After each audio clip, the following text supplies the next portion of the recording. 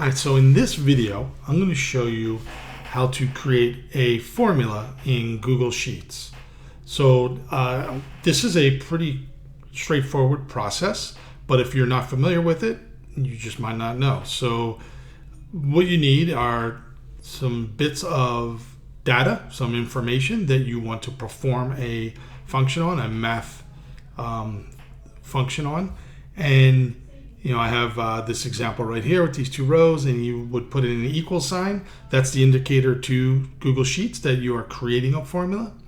And then after that, you can use any of the built-in functions, or you can also just use basic math logic without any of the built-in functions. Let me show you a quick example. So I have these two columns of data that represent some testing from students, and this right here is where I want to display the total. Let's say I just want to get the sum of these two, and so I can click there and then hit the equal sign and then start typing in sum. That's a built-in function. I could look at other built-in functions. So right down here in insert, we have tons of them. The math ones are probably the most popular ones, but there's lots of different ones. Recommend you just explore.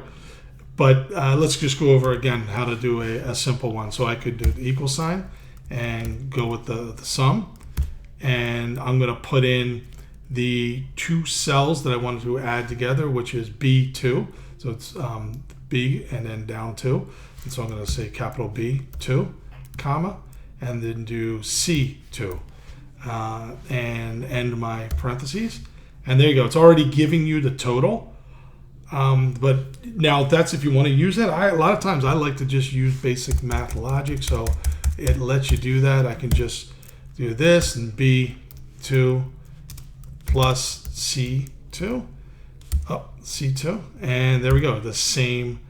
You're getting the same thing. And I could actually, if I wanted to get the average, I'm dividing by 2. And so I just put the little slash 2, and then there it fills in.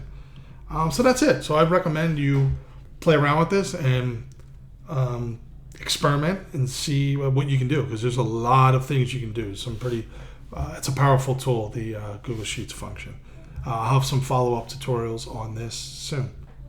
Thank you.